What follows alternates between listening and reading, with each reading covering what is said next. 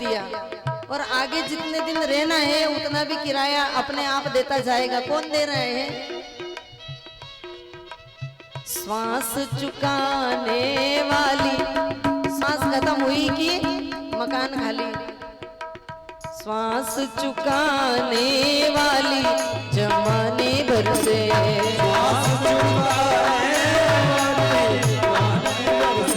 काया कुटिया निराली जमाने भर से, काया कुटिया निराली जमाने भर से, काया कुटिया निराली जमाने भर से। इस कुटिया का सहज किराया श्वास चुकाने वाली जमाने भर से।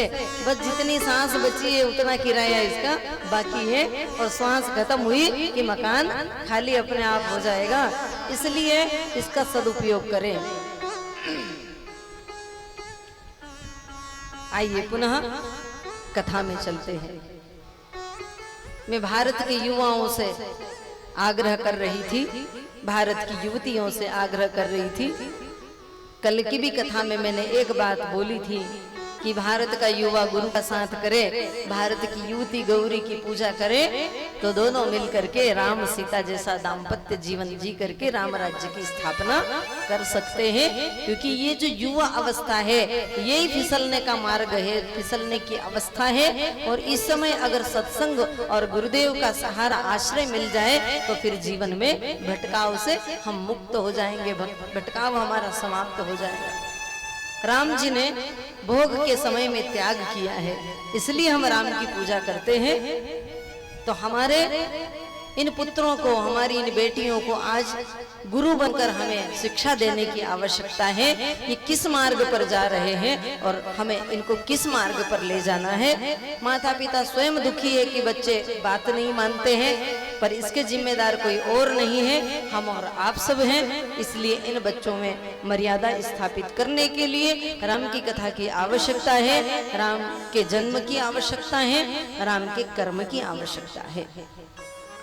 प्रभु श्री राम आए धरती पर, कब आए? भगवान शंकर ने कहा देवी राम जी तो तब आते हैं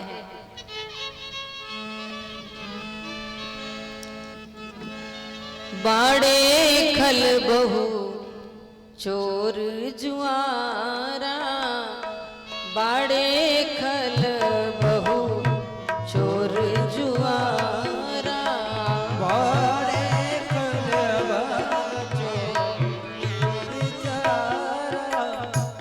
बाड़े खल बहु चोर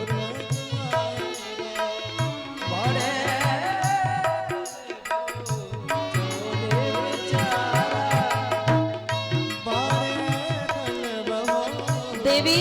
इस धरती पर चोरों की बाढ़ आने लग जाती है, उचक्के लोगों की बाढ़ आने लग जाती है। बाड़े खल, खल लोगों को जानते हो? खल और चोर सब जानते हैं। कामी लोग बढ़ जाते हैं, लोभी लोग बढ़ते हैं, और जिनकी बाढ़ आने लगती है ना, बाड़े खल बहु चोर जुआरा, जेल लंपट पर धन पर दारा। जब इस धरती पर लंपट लोग बढ़ जाते हैं।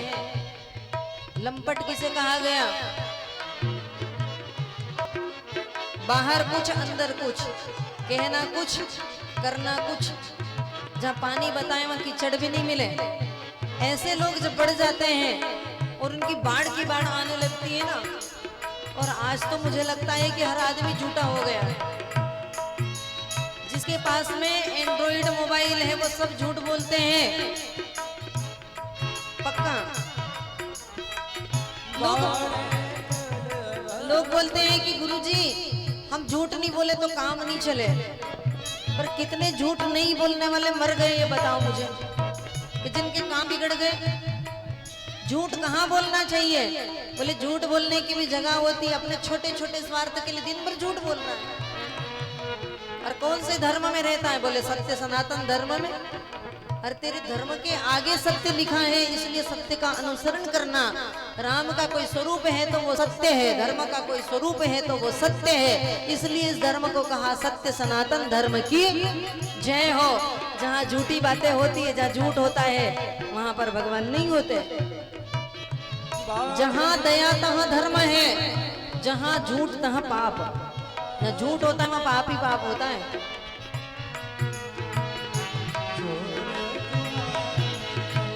बाड़े खल बहु चोर जुआरा, बाड़े खल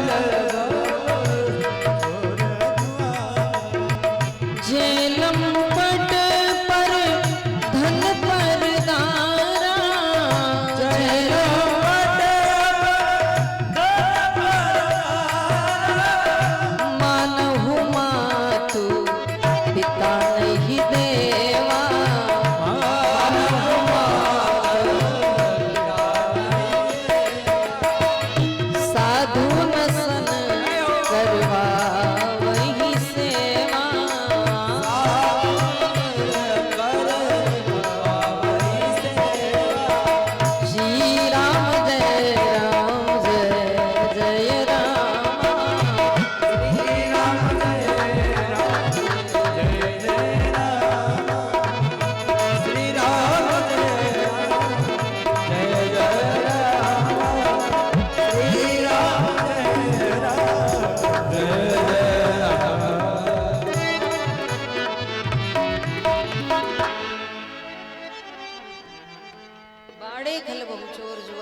लंपट पर धन पर दारा, मानहु मात पिता नहीं देवा, साधुन सन करवा वही सेवा।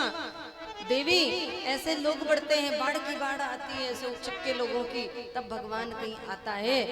बाड़े खल बहु चोर जुआरा जय लंपट, लंपट लोग ज्यादा बढ़ गए हैं इस देश में। लंपट कैसे? बोले मेरा तो मेरा हो पर पड़ोसी का भी मेरा हो जाए, ओम जय जगदीश हरे।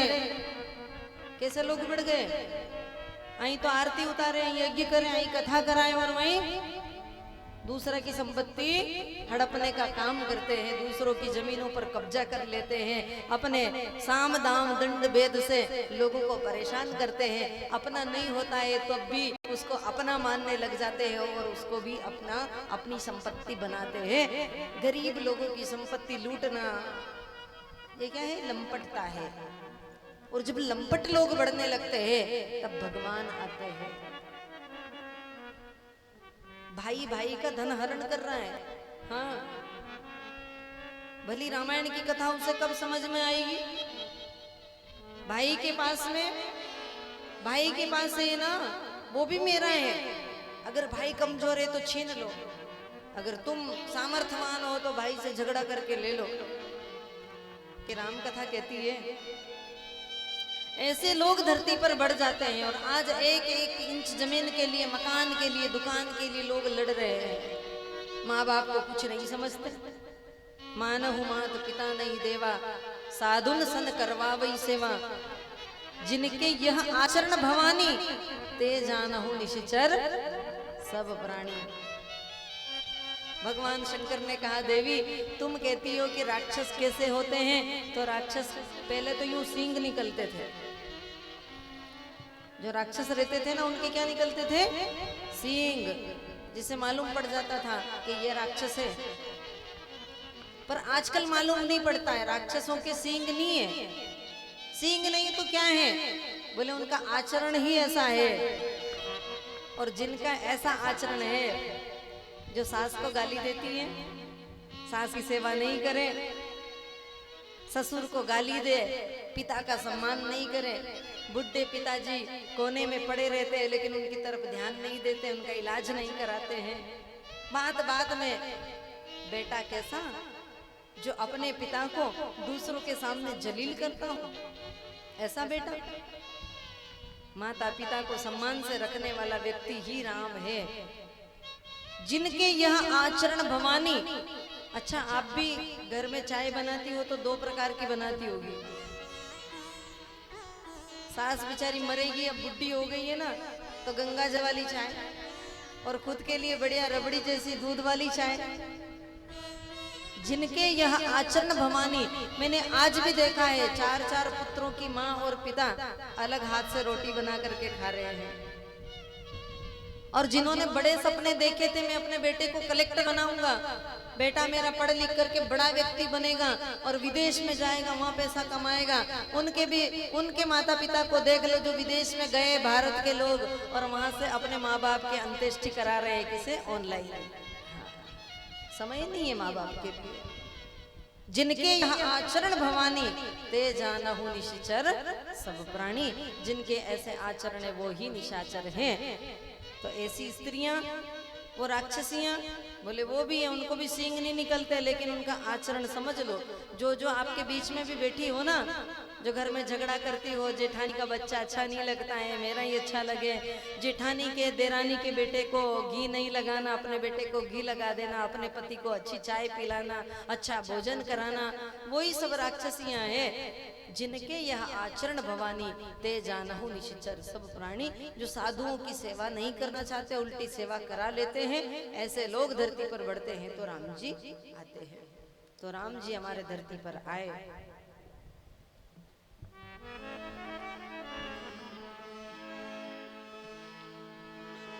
किसके लिए आए भगवान?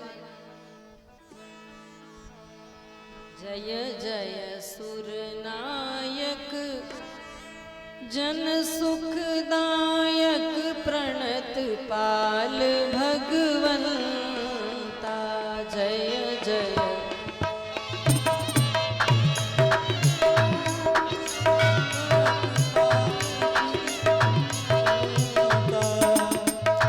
गोदिज हितकारी जय असुरारी, सिंधु सुता प्रिय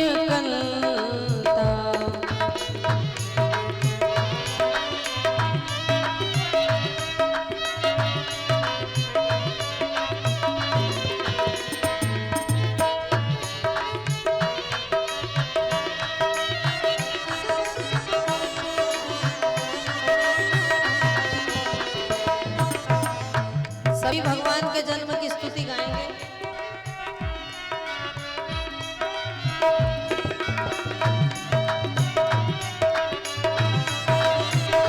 भय प्रकट कृपाला दीन दयाला, कौशल्या हितकारी, भय प्रकट कृपाला दीन दयाला, कौशल्या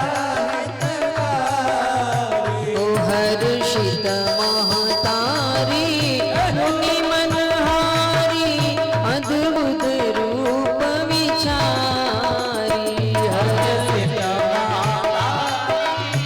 मुनि मनहारी, अद्भुत रूप विचारी, लोचन अभिरामा तनु घन श्यामा, निज आयुध भुज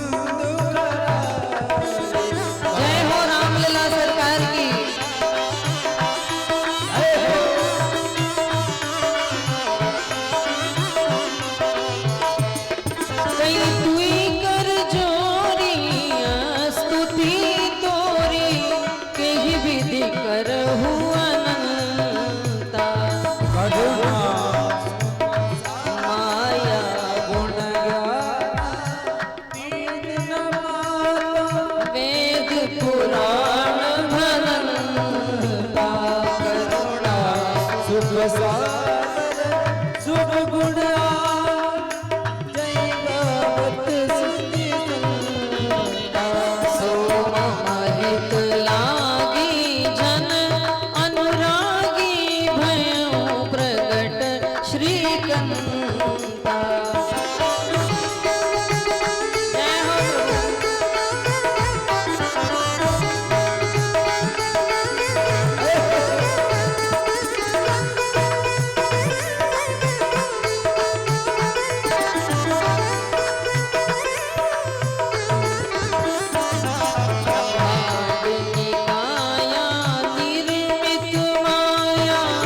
रोम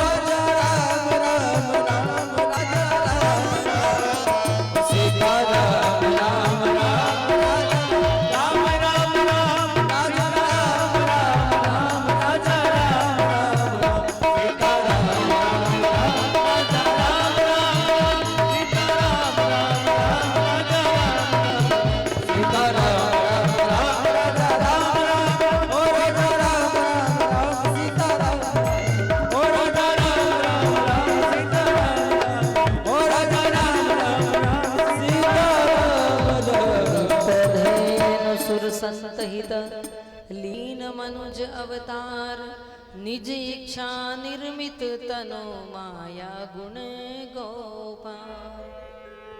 भगवान स्वयं प्रकट होते हैं। किसकी इच्छा से प्रकट हुए? बोले अपनी स्वयं की इच्छा से। भगवान आए ना, ब्रह्मांड निकाया निर्मित माया, रोम रोम प्रतिवेद कहे, मम उर्सो बासी यह उपहासी, सुनत धीर मति थिर न रहे, उपजा जब ज्ञाना प्रभु मुस्काना, चरित बहुत विधि किन्न चहे।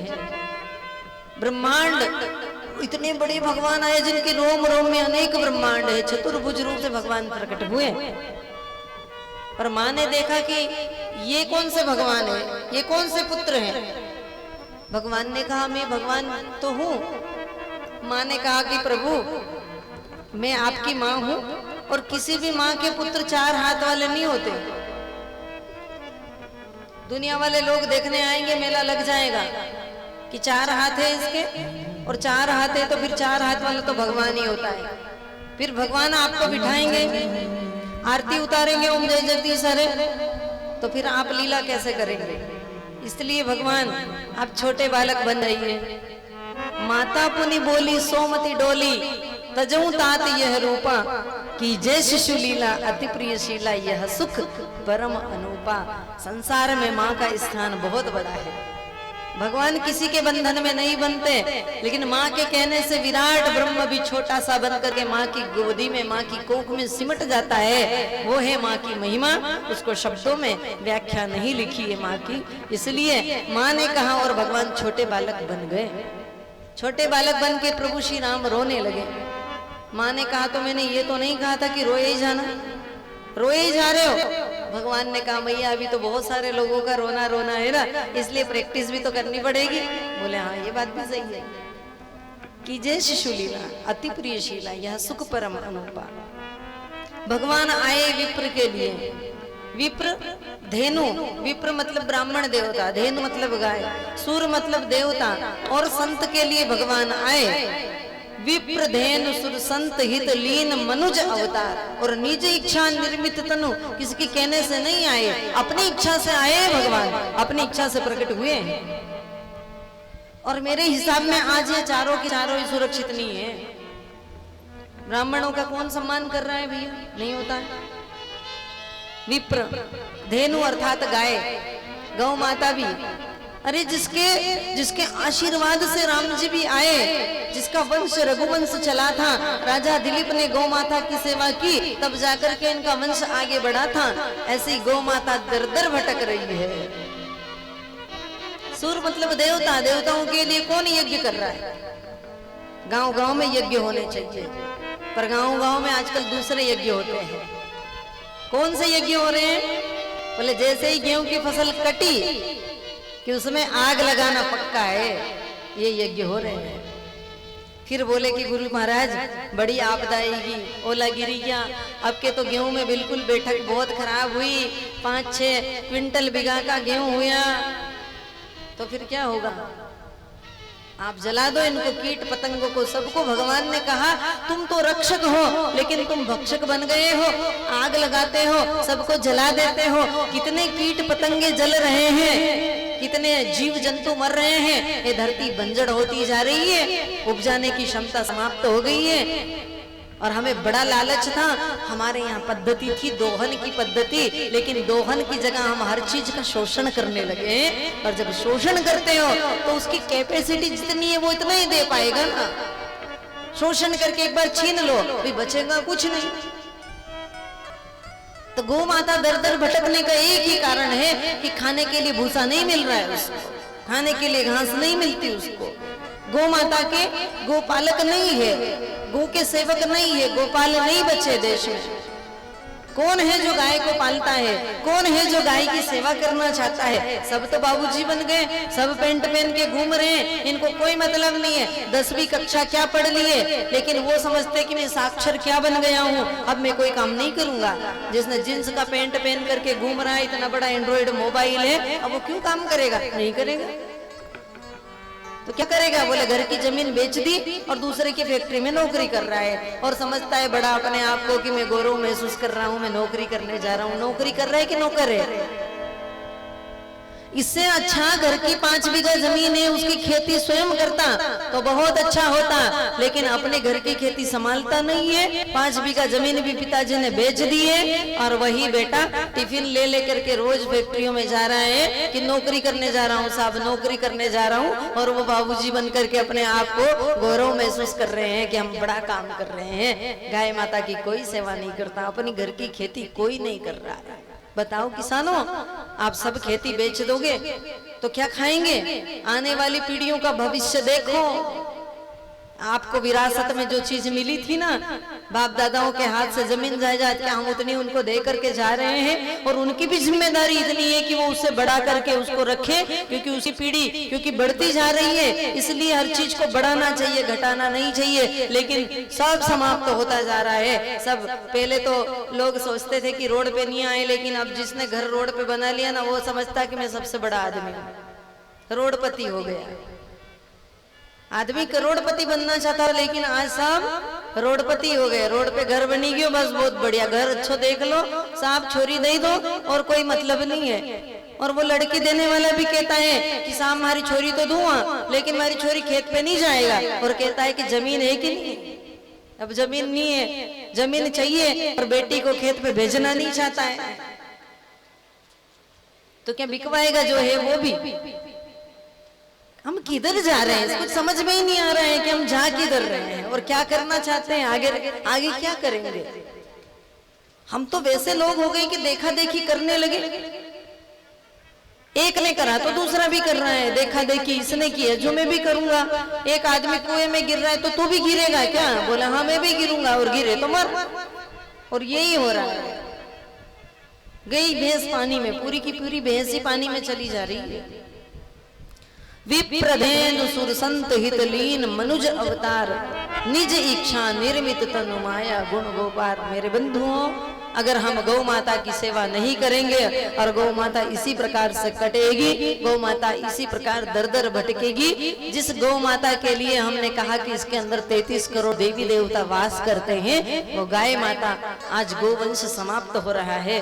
कितनी प्रजातियां गौ माता की थी, लेकिन आज गायों की प्रजातियां समाप्त हो रही है, गोवंश समाप्त हो रहा है। और हमारा देश कैसा है? बोले कृषि और ऋषि प्रधान देश रहा है, और आज हम खेती करने में अपने आप को अच्छा महसूस नहीं करते हैं। सारी मशीनरियों से खेती हो रही है और गौ माता का पालन कोई करता नहीं है। पर एक गौ माता की भी कीमत अगर एक व्यक्ति ने जान ली तो वो एक परिवार पाल देगा। जो दूध नहीं देती है ना, वो गौ माता भी आप घर में पालो उसको। यूरिया खाद कितना महंगा आ रहा है।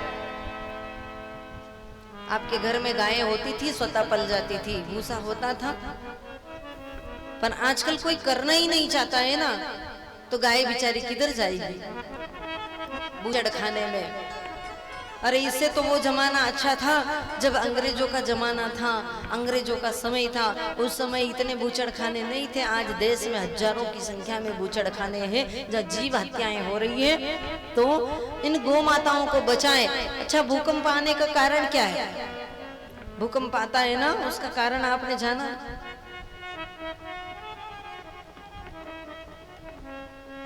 नेपाल में, बिहार में, मतलब नेपाल से लगा हुआ जो प्रांत है बिहार, वहां पर एक ऐसा स्थान है जहां प्रति वर्ष हजारों की संख्या में, लाखों की संख्या में ये पाड़े, भैंस, गाय सब कटते हैं, लाखों की संख्या में। पिछली बार बिहार में भूकंप आया था ना, उसके आसपास में आया था।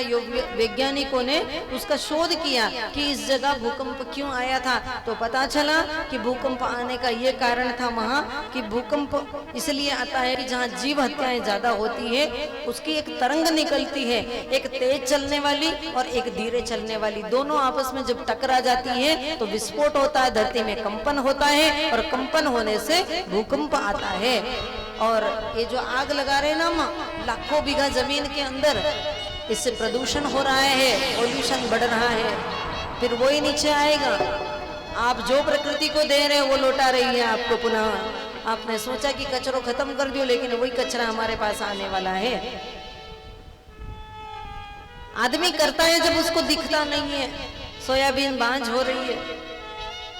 एक आदमी भला गया गंगा जी के पास में, हरी गंगा, मैंने सुना है कि तू सबके पाप रखती है। तो गंगा ने कहा कि पागल हो गया है, थोड़ा प्रेशर कम कर दे, से फट रही है आवाज। अरे गंगा तू सबके पाप रखती है क्या? तो गंगा ने कहा मैं क्यों पाप रखूं? तो बोले सब तो कहते हैं कि गंगा जी जो जाता है उसके पाप गंगा रखती है, और वहां जाते हैं तो पापी आदमी भी नहा लेता है तो गंगा जी मुक्त कर देती है, पाप धुल जाता है। तो क्या तू पाप रखती है? तो गंगा ने कहा पागल, एक काम कर, तो ये जो पाप आता है ना, तू मेरे में नहाता है, मैं तो इसको दे देती हूँ समुद्र को, वहां जाकर के पूछ ले। समुद्र से पूछा कि तुम पाप रखते हो? तो समुद्र ने कहा मैं क्यों रखूं, भीषण गर्मी गिरती, वाष्प के रूप में बादल ले जाते हैं, बादलों से पूछो। बादल से पूछा तुम पाप रखते हो?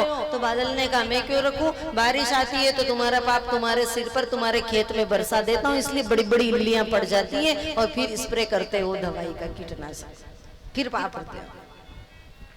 गंगा जी ने कहा मैं तुम्हारे पाप रख लूंगी, पर हर की पौड़ी पर आकर स्नान करके जिस दिन तुम संकल्प कर लोगे कि अब मैं ऐसा पाप नहीं करूंगा, उस दिन तो सारे अपराध क्षमा है, अन्यथा तो फिर सारे पाप तुम्हारे सिर पर मैं बरसा दूंगा। और बारिश का पहला पानी गिरता है और व्यक्ति कभी उसमें गीला हो जाता है ना, तो बीमार पड़ जाता है, फिर लाखों रुपए हॉस्पिटल में भरता रहता है। क्या है? बोले अपना ही पाप है जो वहां हॉस्पिटल में पैसा लगवा रहा है। ये बातें छोटी छोटी है लेकिन बहुत काम की है। क्या करेंगे? इस साल कितने गेहूं हुए बीघा के इस क्षेत्र में, बताएं जरा। 8 कुंटल कितने होते थे? 18। सीधे कितने कम हो गए? वो कम से कम गेहूं बचे थे तो आदमी उसमें भी दवाई छिटकेगा, बोलेगा कि बीमारी नहीं आएगी, तो वो भी जहर खाएगा। इसलिए कम से कम जैविक खेती करिए, थोड़ी गाय माता भी रखो घर में और जैविक खेती करो, अपनी फसल है उसको भूसा काट लो और उसको खिलाओ बढ़िया। 1-2 बीघा जमीन ऐसी रखो जिसमें गाय माता के लिए घास वगैरह उग जाए, उसके लिए भी जगह रखो और गाय पालो, कोई दिक्कत नहीं है। पर ऐसा हम करना चाहते नहीं है। प्रभु श्री राम का प्राकट्य हुआ।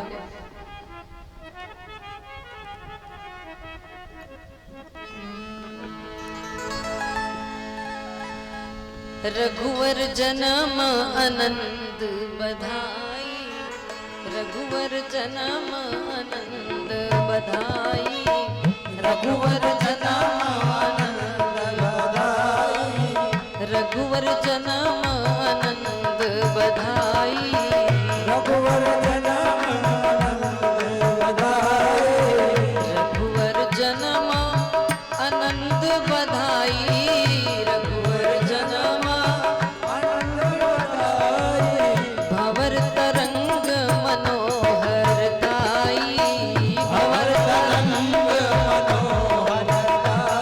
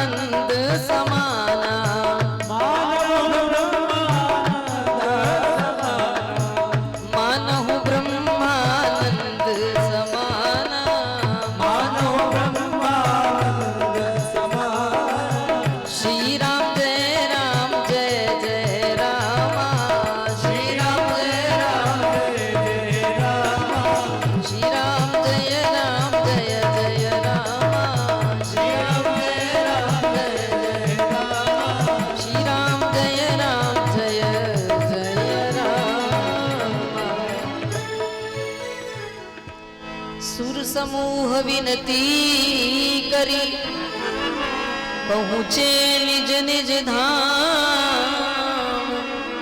जग निवास प्रभु प्रगटे, अखिल लोक विश्राम। देवता पहले ही पुष्पों की वर्षा करके चले गए थे। भगवान का प्राकट्य हुआ उसके पहले राम जी का जन्म हुआ। तो राम जी कौन सी तिथि में आए?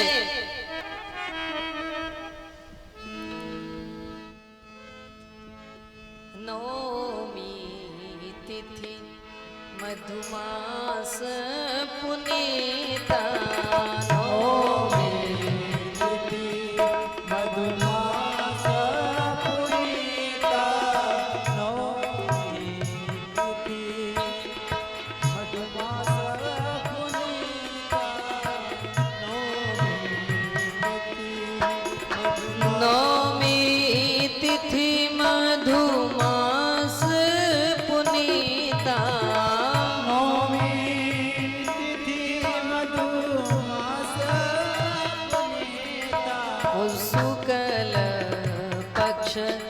अभिजित हरि प्रीता, शुक्ल पक्ष अभिजित हरि प्रीता। और मध्य दिवस अति शीत न घामा, मध्य दिवस अति शीत न घामा। और पावन काल लोक विश्राम, पावन लोक विश्राम। पावन काल ओ पावन काल।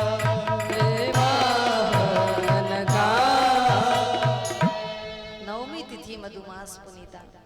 प्रभु श्री राम का प्राकट्य हुआ नवमी तिथि के दिन भगवान आए।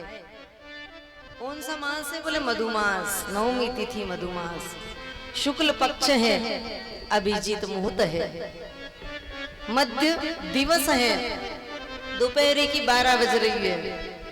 अति शीत न घामा। चैत्र मास ऐसा होता है जिसमें बहुत ठंड नहीं होती, बहुत ज्यादा गर्मी भी नहीं होती, क्योंकि मई और जून में फिर ज्यादा गर्मी होती है। राम जी आए तो पहले से छांव हो गई। मध्य दिवस अति शीत न घामा, पावन काल लोक विश्रामा।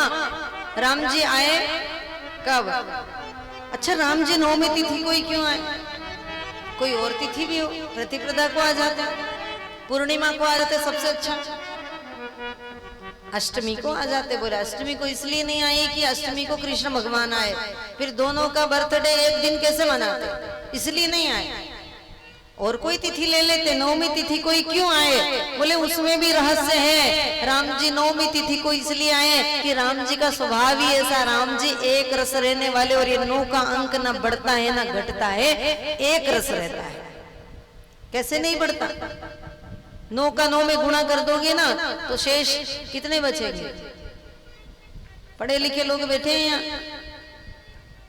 गुणा करो 9 का 9 में कितना होता है? 81 होते हैं। 8 और 1 9 ही होते हैं। 9 का पहाड़ा बोलो। 9 दूना 9 एकम 9 9 दूना 18। 1 और 8 9 9 तिया 27। 2 7 9 चुके 36 3 6 पूरा पहाड़ा बोलो। 9 धाम 90। अच्छा 9 है तो ये शून्य काम की है, और 9 नहीं, अंक नहीं होगा नहीं तो शून्य कोई काम की नहीं है। बचे कितने शेष? 9 ही बचे। शून्य के आगे शून्य लगाते जाओ लगाते जाओ। एक बार झगड़ा हो गया शून्य में और अंक में, बोलते हैं शून्य बोलती कि मैं बड़ी हूँ। देखो 9 तो थे, लेकिन 9 के आगे 0 लगाया तब 90 हुए। फिर 1 जीरो लगाया तो 900 हुए, फिर 1 जीरो लगाया तो 9000 हुए, फिर धीरे धीरे 9 लाख होते हैं। ऐसे ऐसे शून्य लगाते जाओ तो बढ़ती जाती है संख्या। अंक ने कहा कि तुम कितनी भी शून्य लगा दो लेकिन इधर का अंक मिटा दे तो बताओ शून्य का कोई मतलब रहेगा? बोले कुछ भी नहीं। तो हमारे राम जी कैसे हैं? बोले राम एक रस रहने वाले हैं। जीवन में दुख भी आ जाए तो वैसे, सुख भी आ जाए तो वैसे। इसलिए हमें कैसा रहना चाहिए? जैसे राखे राम जी रहना चाहिए, जैसे राखे राम जी रहना चाहिए, जैसे राखे राम जी रहना चाहिए, जैसे राखे मान अपमान सब, मान अपमान सब सहना चाहिए, चाहिए बस जैसे राखे राम जी रहना चाहिए, जैसे राखे राम जी रहना चाहिए। आप उसे ताली बजाते जाएं।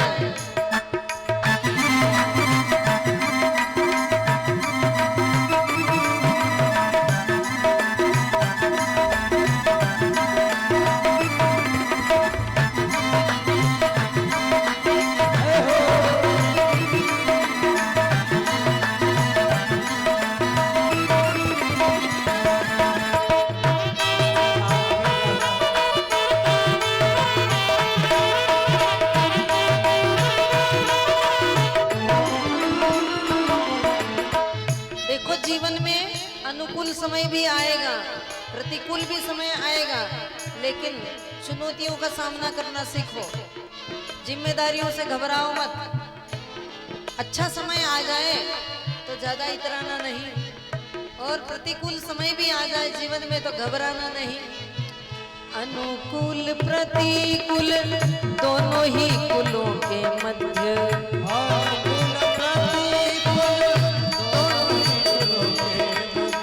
अनुकूल प्रतिकूल दोनों ही कुलों के मध्य,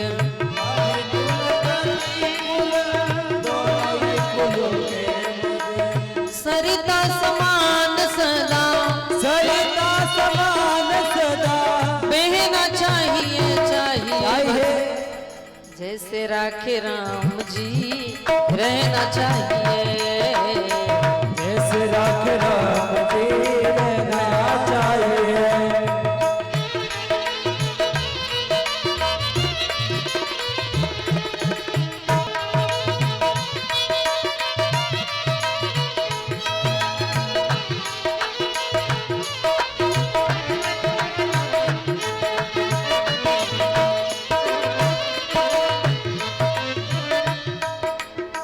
जैसे राखे राम जी रहना चाहिए, जैसे राखे राम जी रहना चाहिए। मान अपमान सब, मान अपमान सब सहना चाहिए, जैसे राखे राम जी रहना चाहिए, जैसे राखे राम जी रहना चाहिए।